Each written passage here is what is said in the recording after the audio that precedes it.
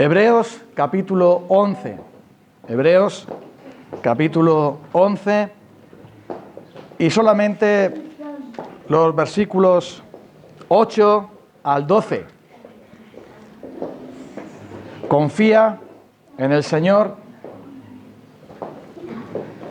aún contra toda esperanza. Confía en el Señor aún contra toda esperanza. Y vamos a ver cómo lo dice aquí. Puesto que sin la fe es imposible agradar a Dios, debemos asegurarnos del estado de salud de nuestra fe. Debemos asegurarnos de tener la fe verdadera, en primer lugar, y no una especie de fotocopia, sino la fe verdadera, la auténtica, la que da fruto. Hoy vamos a ver algunas señales más de esa fe. Pero también vamos a ver cómo trabaja esa fe, cuáles son sus frutos, cuál es su efecto en las vidas de las personas. Y aquí lo tenemos en el ejemplo de Abraham. Por la fe Abraham, versículo 8, estoy leyendo la Nueva Versión Internacional. Por la fe Abraham, cuando fue llamado para ir a un lugar que más tarde recibiría como herencia, obedeció y salió sin saber a dónde iba. Por la fe se radicó como extranjero en la tierra prometida y habitó en tiendas de campaña con Isaac y Jacob, herederos también de la misma promesa, porque esperaba la ciudad de cimientos sólidos, de la cual Dios es arquitecto y constructor. Por la fe Abraham, a pesar de su avanzada edad y de que Sara misma era estéril, recibió fuerza para tener hijos, porque consideró fiel al que le había hecho la promesa. Así que de este solo hombre, ya en decadencia, nacieron descendientes numerosos como las estrellas del cielo, incontables como la arena a la orilla del mar. Hace años, cuando yo pastoreaba en una congregación en Gran Canaria, una chica de 18 años se desmayó en el portal de su casa.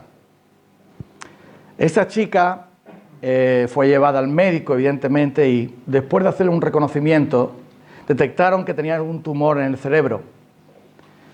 Ese tumor en el cerebro había presionado el nervio óptico y estaba en peligro de morir.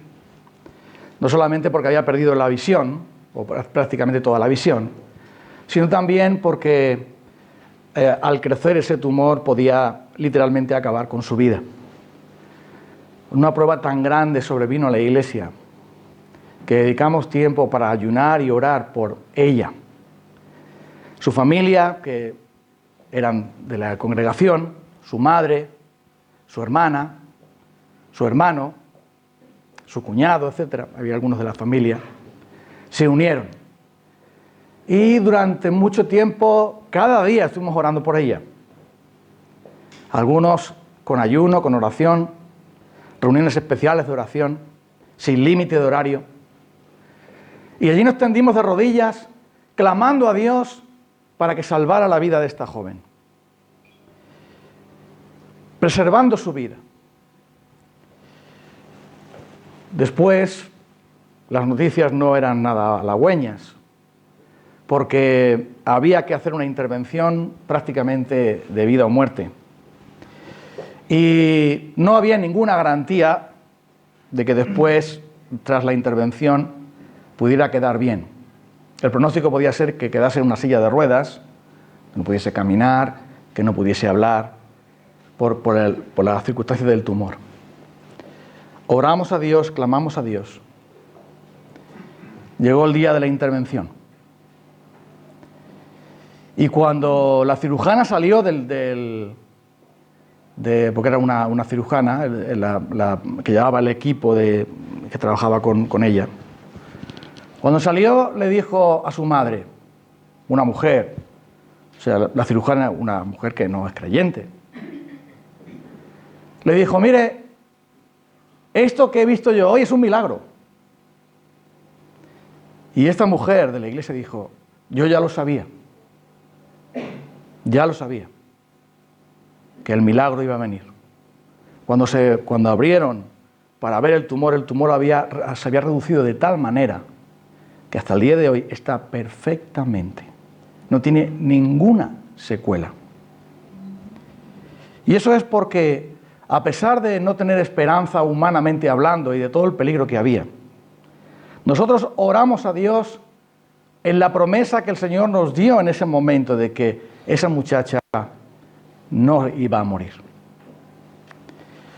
Abraham y Sara ya no tenían ninguna esperanza de que Dios iba a cumplir su promesa. Humanamente hablando, no había nada que les pudiera decir, bueno, todavía Dios lo va a hacer. Y ese es el momento en el que Dios va a intervenir. Nunca debemos perder la fe en las promesas de Dios. Nunca. Porque cuando Él toma una de estas palabras suyas y la certifica en tu corazón y le pone el sello de que es para ti, hay promesas del Señor que el Señor nos la da y las certifica para nosotros, en ese momento sabemos que Él la va a cumplir aunque todo el mundo se ponga en contra. Y aunque humanamente hablando no haya ninguna esperanza de que tal cosa vaya a suceder. Ahora bien, las promesas de Dios, certificadas y aplicadas por el Espíritu Santo a una persona o a una congregación en concreto, son las promesas de Dios y no la presunción humana. No fue Abraham el que dijo que iba a hacer todo eso, fue Dios quien se lo dijo a él. Digo esto porque hasta el día de hoy muchos dicen que van a decretar que tal cosa va a pasar. Dicen que van a declarar que tal cosa va a pasar. Y con eso quieren decir que ellos tienen una autoridad incluso sobre Dios mismo, porque interpretan que, como la palabra de Dios dice que somos reyes y sacerdotes, pues dicen que el rey dice el decreto y ya Dios lo cumple. Esa estupidez, por no llamar blasfemia, engaña a tantos porque dice, bueno, como yo voy a proclamar que tal persona se va a salvar, que tal persona se va a sanar, que tal persona va a prosperar, que tal persona no sé cuánto, entonces como yo lo voy a declarar en fe, pues entonces va a suceder. Eso no está en la Biblia, amigos, hermanos. Eso es un invento de personas que no entienden las Escrituras ni tampoco el poder de Dios. Dios no es un camarero, ni un sirviente que está a nosotros para darnos lo que nosotros le decimos. Dios es el soberano y Él cumple con su palabra, no con tu palabra. ¿Estamos de acuerdo? No con mi palabra. Porque el apóstol Pablo, cuando le pidió al Señor que le quitara el aguijón en su carne, no dijo, proclamo y decreto y declaro que el aguijón se va, ya se va, ya se va, ya se va. Y Dios le dijo, no, se va a quedar. Pablo no dijo nada de eso. Él le rogó al Señor, quítame este aguijón. Y el Señor le dijo, mi gracia será suficiente para ti, Pablo. Entonces dijo Pablo, bueno, pues me glorío en mis debilidades, para que repose sobre mí el poder de Cristo. Luego entonces, la sanidad no es universal y está garantizada por la cruz para toda persona. La salvación sí está garantizada para toda persona que se arrepiente, para toda persona que le pide perdón. Pero la sanidad no está incluida en la expiación para que podamos decir, bueno, como la sanidad ya está en la cruz, pues yo oro a Dios y le pido a Dios, le reclamo a Dios. Es otra cosa igual, es reclamar a Dios. Pero ¿tú quién eres para reclamar a Dios? Nada. ¿De qué estamos hablando? ¿Tú sabes quién es Dios? Dios es santo, glorioso, perfecto, el creador, el rey de reyes. ¿Qué vas a reclamar tú, miserable criatura? Y yo, que somos polvo. ¿De quién estamos hablando? ¿Delante de quién estamos? Él está lleno de majestad y de gloria. Y tú y yo somos pueblo inmundo que tiene labios sucios y que vive en medio de pueblo de labios inmundos. ¿Entiende esto? Entiende que Dios va a cumplir sus promesas para ti, que no son las promesas para otros.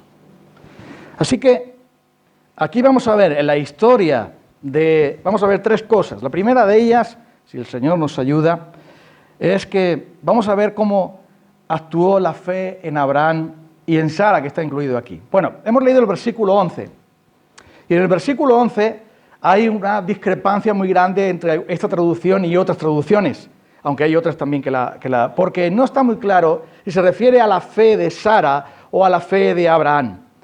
Creo que se refiere a la fe de Abraham, por varios motivos, pero eso son unas cosas técnicas que no voy a aburrir con eso. Pero da igual, porque la fe de Sara también está incluida. Evidentemente también Sara creyó, y eso está claro por lo que implica, puesto que Sara era estéril y por la fe recibió el poder concebir, y también Abraham ya le había pasado la época de poder tener hijos. Pero quiero que vayamos ahora a ver qué fue lo que pasó. Vamos a echar un vistazo. Mira, vamos a buscar el libro de Génesis para que veamos la historia, el proceso, cómo Dios trabaja para llevar a cabo al final su promesa. Génesis capítulo 15, versículo 1. Después de esto, la palabra del Señor vino a Abraham en una visión. No temas, Abraham, yo soy tu escudo y muy grande será tu recompensa. Pero Abraham le dijo, Señor y Dios, ¿por qué vas a darme algo si aún ando sin tener hijo y sin heredero? De mis bienes, el heredero de mis bienes va a ser este Eliezer de Damasco. ¿Cómo no me has dado ningún hijo? Mi herencia la recibirán mis criados. No, dijo el Señor. Ese hombre no ha de ser tu heredero, le contestó el Señor. Tu heredero será tu propio hijo. Luego el Señor lo llevó afuera y le dijo, mira hacia el cielo y cuenta las estrellas, así de numerosa será tu descendencia. Abraham creyó al Señor y el Señor se lo reconoció como justicia. Y además le dijo, yo soy el Señor que te hice salir de Ur de los Caldeos para darte la posesión en esta tierra. Ahí tenemos la proclamación de la promesa. Capítulo 17, versículo 1. Cuando Abraham tenía 99 años, el Señor se le apareció y dijo, yo soy el Dios Todopoderoso, vive en mi presencia y sé intachable, y así confirmaré mi pacto contigo y multiplicaré tu descendencia en gran manera. Al oír que Dios le hablaba a Abraham, cayó sobre su rostro en tierra, y Dios dijo, este es el pacto que establezco contigo. Tú serás el padre de una multitud de naciones. Ya no te llamarás Abraham, sino que desde ahora, de ahora en adelante, tu nombre va a ser Abraham, porque te he confirmado como padre de una multitud de naciones. Te haré tan fecundo que de ti saldrán reyes y naciones. Estableceré mi pacto contigo y con tu descendencia como pacto perpetuo por todas las generaciones. Yo seré tu Dios y el Dios de tus descendientes. A ti y a tu descendencia les daré posesión perpetua de toda esta tierra. En el versículo 15, capítulo 17, también le dijo Dios a Abraham, a Sarai, tu esposa, ya no la llamarás Sarai, sino que su nombre será Sara. Yo la bendeciré y por medio de ella te daré un hijo. Tanto te bendeciré que será madre de naciones y de ella surgirá reyes de pueblos. Entonces Abraham inclinó su rostro hasta el suelo y se rió de pensar, ¿acaso puede un hombre tener un hijo a los 100 años y Sara ser madre a los 90?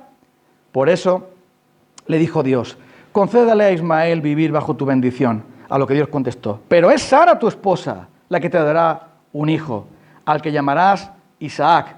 Yo estableceré mi pacto con él y con su descendencia como pacto perpetuo. Y ahora si seguimos un poco más adelante, nos encontramos con el encuentro del Señor con Abraham y con Sara para anunciarle que ya venía el niño. Capítulo 18, versículo 10, versículo 9. Entonces ellos le preguntaron, ¿dónde está Sara tu esposa? Allí en la carpa, le respondió. Dentro de un año volveré a verte, dijo uno de ellos, y para entonces tu esposa Sara tendrá un hijo. Sara estaba escuchando a la entrada de la puerta de la carpa, a las espaldas que hablaba, y Abraham y Sara eran ya bastante ancianos, y Sara ya había dejado de menstruar. Por eso Sara se rió y pensó, ¿acaso voy a tener este placer ahora que estoy ya consumida y mi esposo es tan viejo? Pero el Señor le dijo a Abraham, ¿por qué se ríe Sara? ¿No cree que podrá tener un hijo en su vejez? ¿Acaso hay algo imposible para el Señor? El año que viene volveré a visitarte en esta fecha y para entonces Sara habrá tenido un hijo. Y Sara por su parte tuvo miedo y mintió al decirle, yo no me estaba riendo. Pero el Señor le replicó, sí, te reíste. Y finalmente termina el recorrido en el capítulo 21, cuando Dios cumple su promesa. Versículo 1. Tal como el Señor lo había dicho, se ocupó de Sara y cumplió con la promesa que le había hecho. Sara quedó embarazada y le dio a un hijo a Abraham en su vejez. Esto sucedió en el tiempo anunciado por Dios. Al hijo que Sara le dio a Abraham le puso por nombre Isaac. Cuando su hijo Isaac cumplió 8 días de nacido, Abraham lo circuncidó tal como Dios le había ordenado. Abraham tenía ya 100 años cuando nació su hijo Isaac. Sara dijo entonces: Dios me ha hecho reír, y todos los que se enteren de que he tenido un hijo se reirán conmigo. ¿Quién le hubiera dicho a Abraham que Sara amamentaría hijos? Sin embargo, le he dado un hijo en su vejez. Mira, la fe no es un monumento de piedra. Algunos piensan que la fe es como un edificio que siempre está igual. La fe es algo vivo. Y a lo largo del tiempo tú puedes ver en la historia de Abraham, que solamente hemos visto los episodios más importantes, cómo Abraham y Sara desfallecen a veces. Ay, el Señor no nos va a conceder la promesa, cásate con la criada y así viene el hijo. Vamos a echar una mano a Dios porque parece que Dios necesita ayuda. Ellos también fallaron. Abraham también falló. Sara también falló.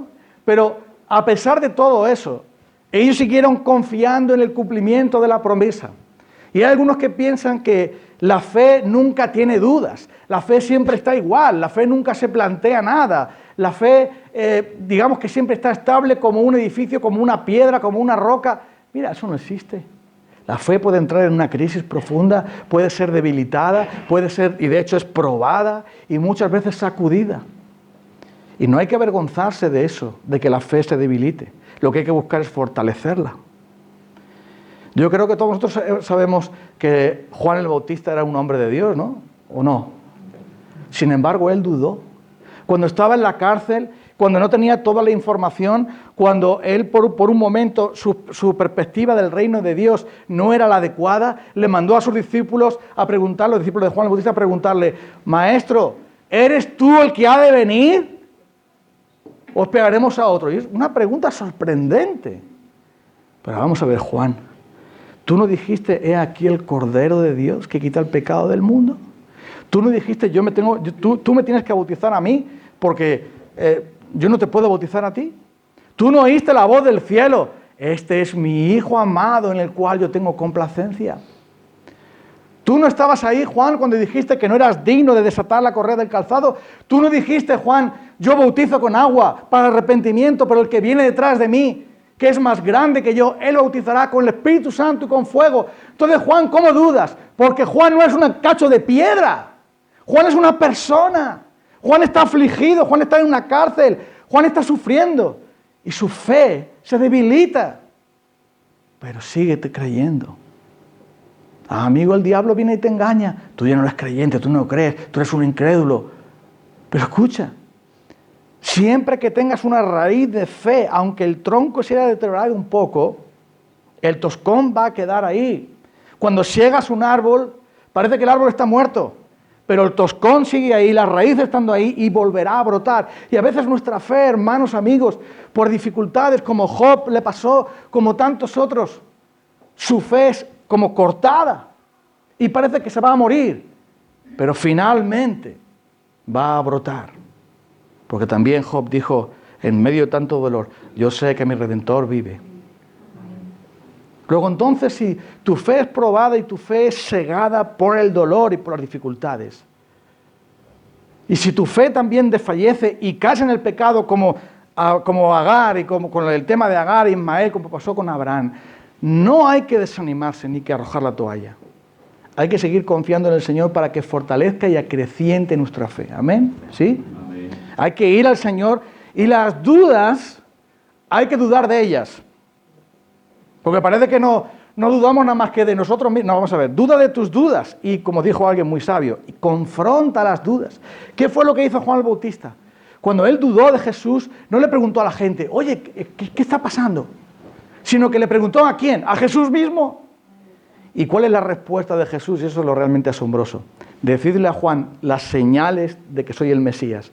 Los ciegos ven, los cojos caminan, los muertos son levantados, los leprosos son limpiados, el evangelio es predicado a los pobres, bienaventurado el que no tropieza en mí. Y después dice, Juan era el más grande de los profetas.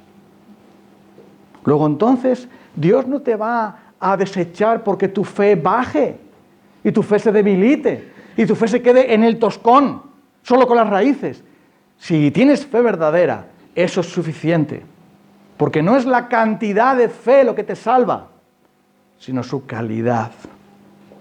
Y por eso vemos aquí que la palabra de Dios dice que Abraham no desfalleció en la fe. ¿Pero por qué? Porque aunque tuviese momentos de oscilación, él se mantuvo fiel creyendo que era fiel quien lo había prometido. Y eso es un creyente. Tú no puedes esperar que un creyente esté siempre en el nivel 10 de fe. Porque muchas veces no estamos ni en el 10, ni en el 9, ni en el 8, una vez estamos en el 1. Una vez estamos en el sótano. Pero, si estamos en fe, eso es lo importante. ¿Me sigues? A mí me gustaría estar en la terraza, en la azotea, para ver todo bien, porque por la fe andamos, no por vista. Pero a veces tengo problemas, estoy en el sótano, ve. Pero tengo que orar a Dios y tengo que tomar la palabra de Dios y fortalecerme en Él para ir subiendo y creciendo la fe en adelante, confiando en el Señor aún contra esperanza, como lo hicieron ellos. ¿Me sigues? ¿Sí? Entonces, esta es la primera cosa. La segunda es que la fe tiene efectos increíbles en las personas. Mira, vamos a ver qué dice Pablo en Romanos 4, porque él menciona también el caso de Abraham. Claro, es el padre de los creyentes, es el padre de la fe en este sentido, es el por medio del cual hemos llegado todos a ser espiritualmente unos, materialmente otros las dos cosas, pero lo importante es lo que dice en 4:18. Contra toda esperanza, fíjate esto, Abraham creyó y esperó en Dios contra toda esperanza y llegó a ser padre de muchas naciones, tal como se le había dicho, así de numerosa será tu descendencia. Su fe no flaqueó, aunque reconocía que su cuerpo estaba como muerto, pues ya tenía unos 100 años y que también estaba muerta la matriz de Sara.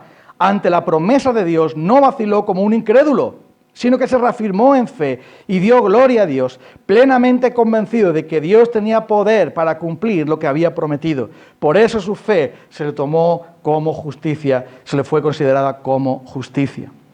Confió en Dios contra toda esperanza. Mira, hay un muchacho gitano que canta las alabanzas allí en Herrera. Hay una canción que me gusta mucho que canta él. La última palabra suya, ¿verdad? ¿Te acuerdas, Jack, Dorín? ¿Os acordáis? Me gusta eso, porque habla de, la canción exactamente habla de estar en crisis, en problemas, pero Dios tiene la última palabra. Y Abraham y Sara pensaban que la última palabra la tenían ellos. Ismael es nuestra última palabra. La fuerza de la incredulidad, la fuerza de la carne, la fuerza de la flaqueza, es decir, la fe que baja y cuando baja tu fe empiezas a hacer tonterías. Pero Dios pasa por encima de eso y dice, tú vas a tener un hijo como yo he prometido. No lo que tú haces, sino lo que yo hago. Va a ser el hijo de la gracia, el hijo del milagro, el hijo de algo que viene sobrenatural. Y dice la palabra de Dios que Abraham se mantuvo fiel a Dios, porque él creía que era poderoso para cumplirlo. El gran problema de no mantenernos fieles en la fe es que no creemos que Dios nos pueda salvar. Estamos desconfiados de Él. Somos muy incrédulos. Es que hemos nacido así. Venimos así de fábrica. ¿Sabes? Hace años no teníamos nada de teléfono móvil. En mi casa no había ni teléfono fijo. Había que ir a casa de mi tío, que siempre se molestaba, a llamar a quien sea. O había que ir a la tienda y pagar no sé qué para usar el teléfono y luego después las famosas cabinas. Pero hasta el día de hoy, ahora tenemos todos teléfono móvil, no sabemos estar sin el teléfono móvil. ¿Y si me llama alguien? ¿Y si ocurre algo? Pero vamos a ver, ¿tú no confías en que Dios cuida de tu vida? El que está en el desierto y no tiene teléfono móvil, ¿Dios no cuida de él también? Pero tenemos que estar a ver si hay notificación, a ver. ¿Y si pasa algo? Pues si pasa algo, pues ya ha pasado. Tú no vas a poder hacer nada. Sin embargo, estamos conectados porque estamos preocupados continuamente porque qué va a pasar y qué va a ocurrir y no sé qué y no sé cuánto. Y otros con las chorradas de que si a Messi le duele la cabeza, que si el tío de Messi no sé cuánto, que si a este, que si el otro. Estamos todo el tiempo enganchados y desconfiando en que Dios lleva el timón de nuestra vida. Somos así.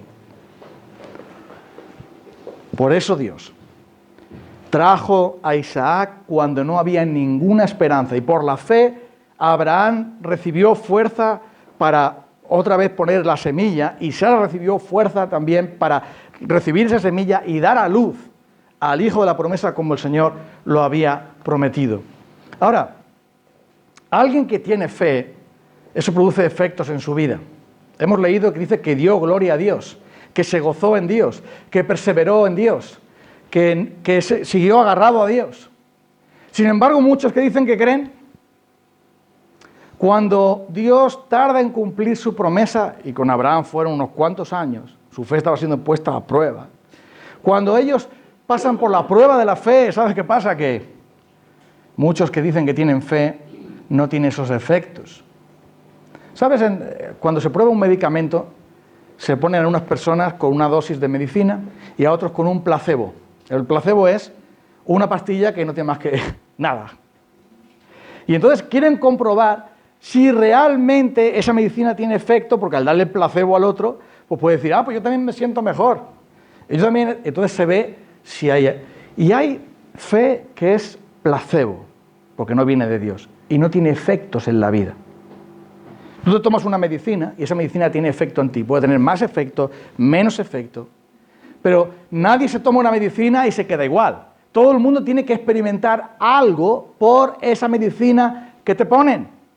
Y si alguien tiene fe, eso se tiene que notar en que le da la gloria a Dios, en que confía en Dios, en que sabe que está en las manos de Dios, y no por presunción, sino por confianza.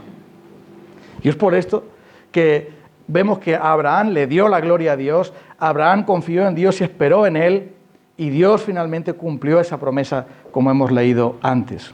Nosotros también podemos tener esos efectos en nuestra vida. Todo depende de la salud de nuestra fe.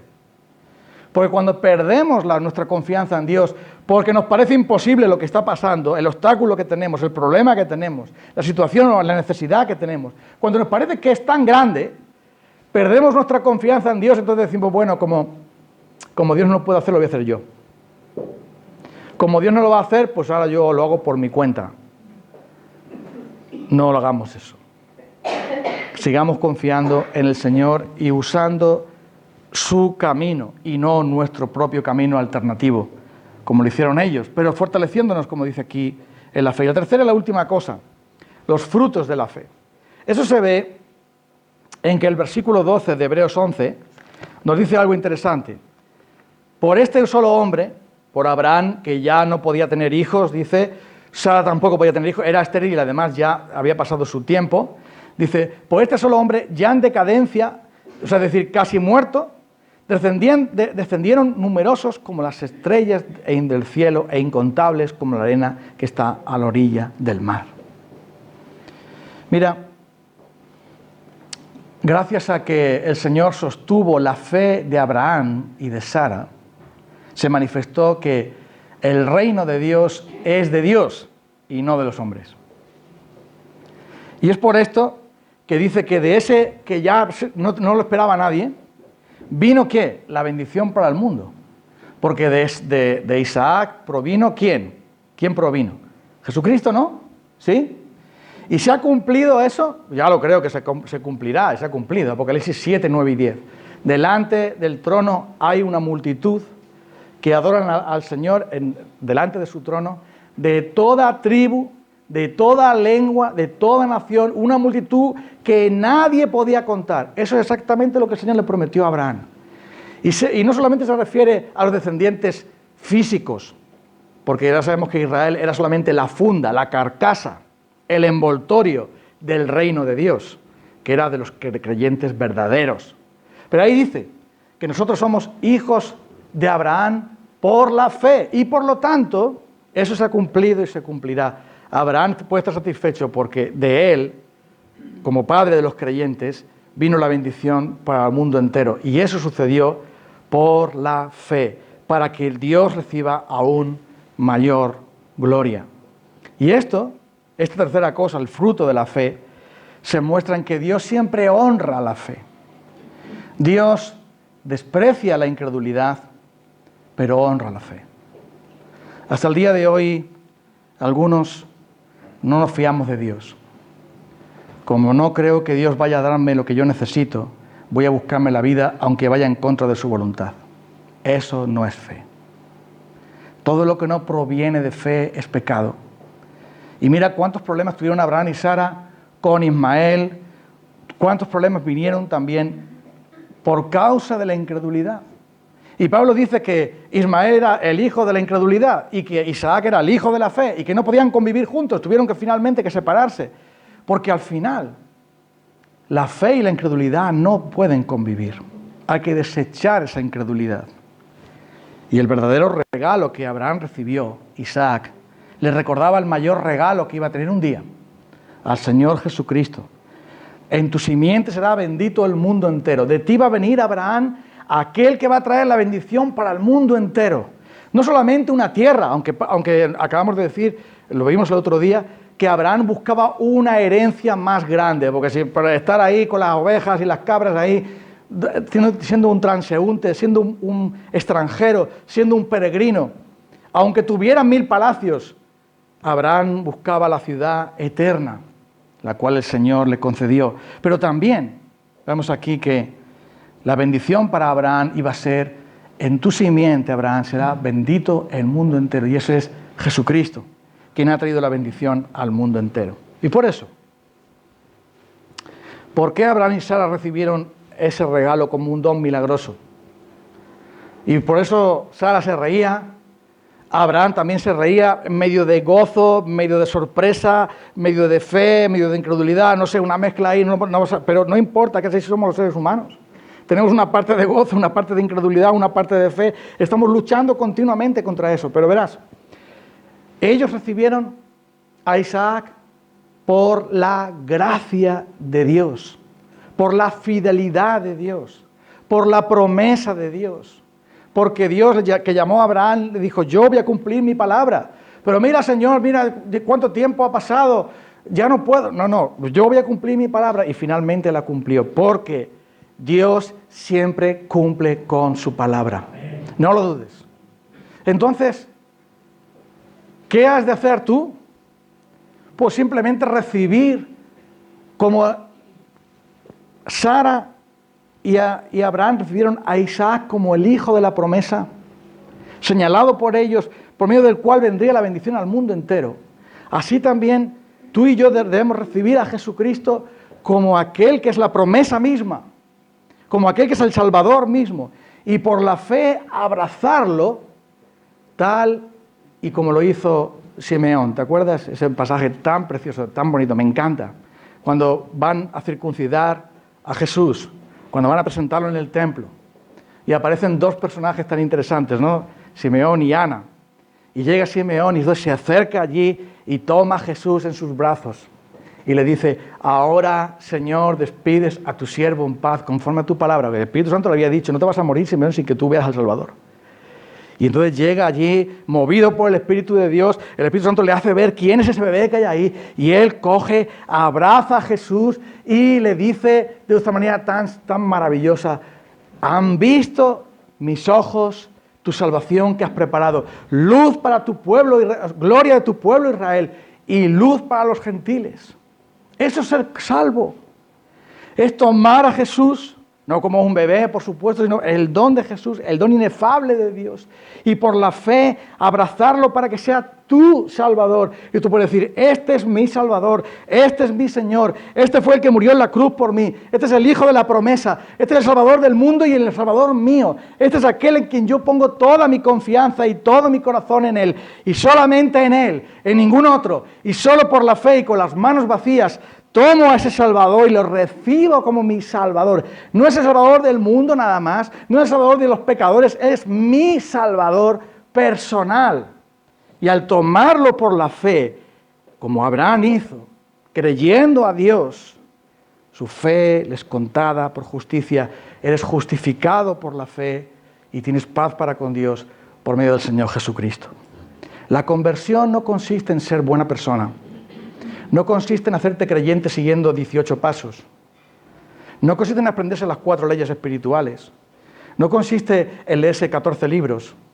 No consiste en aprenderse de memoria Juan 3:16. La conversión es que tú, pecador, vas a la cruz y dices, Jesús bendito, tú tienes que ser mío o moriré sin ti. Eso es la fe. Abrazar a Jesús y decir, Señor, tú eres mi Salvador, límpiame, perdóname, sálvame. Eso es ser creyente.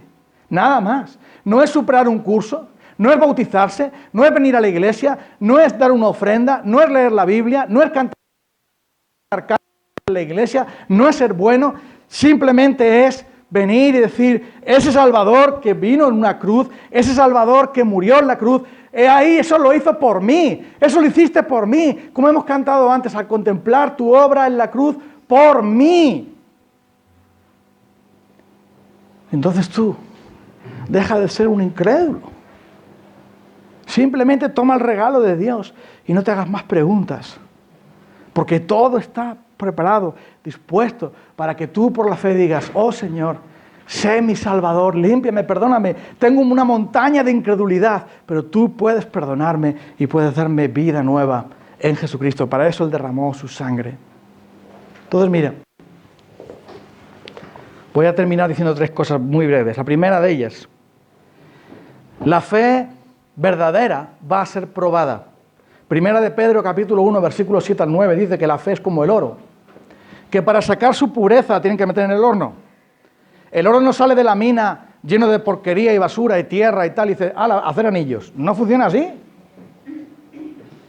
Hay que meterlo en el horno más de 1000 grados para quitar toda la porquería, para que sea al final pura. Y dice el apóstol Pedro, vuestra fe es más valiosa que el oro. Y el oro se prueba, ¿cómo? Haciendo todas estas cosas. Así vuestra fe tiene que ser probada para que se halle en honra y gloria cuando sea manifestado Jesucristo, a quien amáis sin haberle visto, a quien creyendo en Él, ahora, aunque no le veáis, os gozáis con gozo inefable y glorioso, teniendo el fin de vuestra fe, que es la salvación de vuestras almas. Luego entonces, la fe, tu fe y la mía, si es de Dios, va a ser probada. Pero si no es de Dios, será desechada. ¿Ves? El carbón y las piedras no se meten en el horno. Solo se mete en el horno el oro. ¿Me sigues? Si no tienes la fe verdadera, serás desechado tú y tu fe de plástico y de fotocopia. Tu fe aprendida. Tu fe falsa, mental, histórica, pero sin corazón, no servirá de nada. Pero si tienes la fe verdadera, prepárate, porque te van a meter en el horno. ¿Para qué? Para finalmente ser pura, para que sea más fuerte. ¿Sabes? La fe se parece a esas cuerdas que utilizan para tirarse a hacer eso del puenting, que para mí se llama locking, pero estar zumbanding. Bueno, pues los del puenting, mi cuñado lo hizo eso. Dice, oye, me he tirado por un puente. Digo, pero bueno, ¿y por qué? Es que te había caído un billete de 500 euros abajo o algo. Dice, no, me he tirado me hice el puenting ese. Digo, apúntame que voy mañana. Eso consiste en que te ponen unas cuerdas, te tiras por el puente y para que te suba la adrenalina, bueno, te sube la adrenalina y te baja y todo lo que quieras, porque si te tiras por un puente, él lo hizo. Mi cuñado está un poco loco, pero bueno, que Dios le perdone. Él se tiró, pero le dijeron, usted tranquilo, que esta cuerda ha pasado unas pruebas y va a resistir. Eso sí que es un acto de fe. A ver, se entrenan con un monitor y todo eso, etcétera, etcétera, pero después cuando llega el momento del puente, se ató los pies ahí y dijo, ahora te tiras para abajo y entonces cuando vas, que estás a punto de caer, la cuerda te va a subir para arriba. ¿Sí? Sí. ¿Y no se va a romper? No. La cuerda te va a subir y vas a sentir una emoción, no sé qué, no sé cuánto y tal. Resistió. Pero ¿sabes una cosa? Esas cuerdas no valen para 20.000 personas. Valen solo para un determinado tipo de persona. Después, esas cuerdas ya no se pueden usar más porque son personales. La fe, a veces, cuando caemos por el puente, parece que nos vamos a estampar. Cuando estamos en la pruebing o tribulacioning y no a propósito, sino que somos empujados ahí, cuando caemos ahí, parece que tal, pero la fe que está puesta en Dios, que Dios es como el monitor que está ahí, Él nos va a sujetar, Él nos va a guardar. Cuando mi cuñado se tiró, los monitores estaban allí preparados para que no se desviara ni a un lado ni a otro, y entonces pues pudo salirse, pudo escapar. Jesús dice, Simón, el diablo ha pedido zarandearos como trigo. Eso se llama el zarandandín del diablo. Pero yo he rogado por ti para que tu fe no falte. Entonces, si tenemos la fe verdadera, tiene que ser probada. Los coches no se prueban cuesta abajo, sino cuesta arriba. Y lo mismo, nuestra fe tiene que ser probada. No te preocupes porque el Señor estará contigo, pero si no tienes la fe verdadera, tu cuerda se romperá. ¿Me entiendes, no? Sí, yo creo que sí. Pero no hagas eso del tontín, sino eso no lo hagas. La segunda cosa. Jesús le pregunta a unos hombres que querían ser salvos, unos ciegos, Mateo capítulo 8. Les hace una gran pregunta. Es la pregunta que nos hace cada uno de nosotros. Maestro, ten misericordia de nosotros. ¿Qué queréis que os haga? Que recuperemos la vista. La pregunta de Jesús, Mateo 8. ¿Creéis que puedo hacer esto? Y ellos dijeron, sí, Señor, sí creemos. Conforme a vuestra fe os será hecho. Ahora nosotros llegamos a Dios y, bueno, Señor, si puedes hacer algo, como dijo aquel hombre, aquí está mi hijo endemoniado, aquí está mi hijo que tus discípulos no han podido con él. Si puedes hacer algo, te ruego que lo hagas. Y Jesús le dice, ¿cómo que si puedo hacer algo? Al que cree, todo es posible, para el que cree. Y entonces aquel hombre cayó ante el Señor Jesús y le dijo, creo, Señor, ayúdame en mi incredulidad. Escucha que 2 veces Jesús se menciona, pide la fe de las personas que vienen a Él, porque sin ella no se puede agradar a Dios. Y los ciegos responden con firmeza. Y Jesús le dijo, ¿habéis creído en mí? No, conforme a tu fe os será hecho. Ahora tú vienes a Dios y le pides lo que tú necesitas. Pero ¿dónde está nuestra fe? Señor, necesito un novio cristiano, pero como no hay ninguno cristiano, me busco uno del mundo. Claro, porque como Dios ha fallado, pues me voy al mundo. ¿Eso es fe? Jesús le dijo a sus hombres, ¿creéis que puedo hacerlo? Y ellos respondieron, sí, Señor. Has salvado a muchos otros. ¿Por qué no a nosotros? Sálvanos, Señor. Conforme a tu fe te será hecho. Recuerda, cuando tú le pides algo a Dios, Él siempre te va a preguntar, ¿tú crees que yo puedo hacerlo? Porque si no crees, estás perdiendo el tiempo y ofendiendo a Dios. Ahora bien, no siempre tenemos el mismo nivel de fe. No siempre tenemos el mismo... Si la fe es como una planta, la planta no siempre da el mismo fruto. Si es como un músculo, el músculo no está siempre igualmente fuerte. Cuanto más lo ejerces, mejor, pero a veces baja.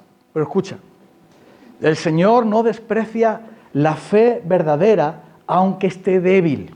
Escucha esto es muy importante para ti y para mí. A veces estamos tan débiles en la fe que no queremos ni orar porque decimos, Dios me va a echar Dios de su presencia y me va a empujar fuera. Porque mira qué fe tan débil tengo, mira en cuántos líos y pecados me he metido. Mira qué problema tengo. Pero escucha esto. Aquel hombre reaccionó con incredulidad ante lo de su hijo. Si puedes hacer algo, por favor, te pido que lo hagas. Pero Jesús reprende a ese hombre y le dice, ¿cómo que si puedo hacer algo? Al que cree, primero lo reprende, pero después le anima. Si tú crees, será posible. Si tú crees, será posible. Y entonces él dijo, creo, Señor, ayúdame en mi incredulidad. Y esa es una oración que yo hago a Dios casi cada día. Señor, yo creo en ti, yo confío en ti. A lo mejor no tengo ninguna esperanza.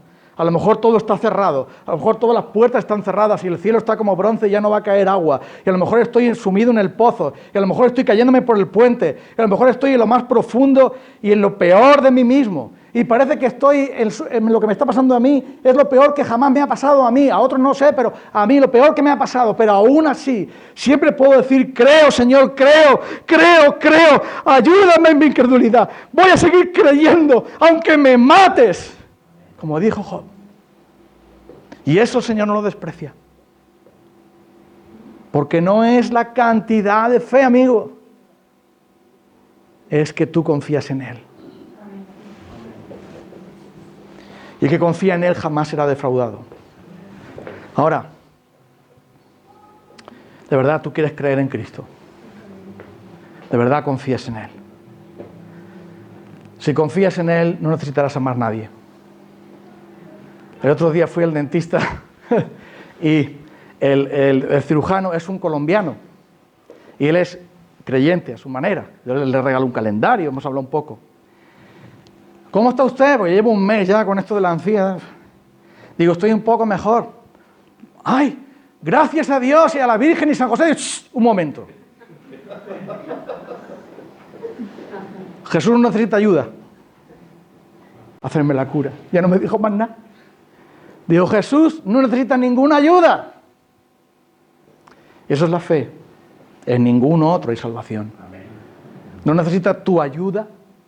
No, es que parece que Jesús ha hecho una parte y ahora me toca a mí hacer la otra. No la necesita. No necesita ayuda de nadie. Él es poderoso para salvar. Él es el único que salva.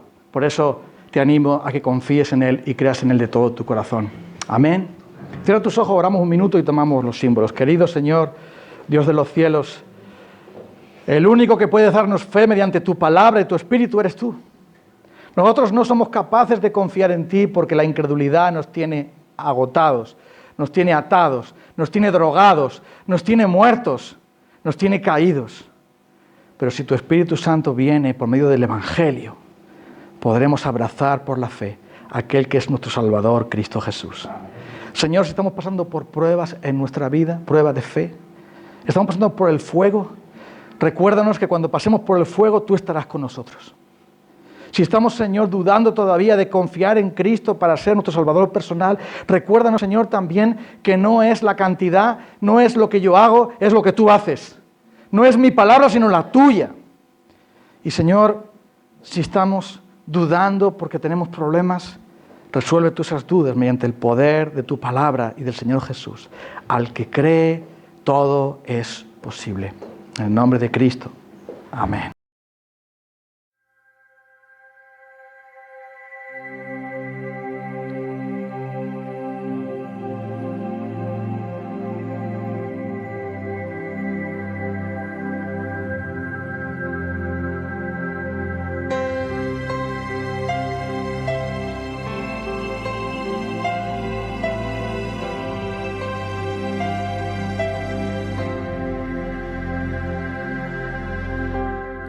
Tú guías mi destino,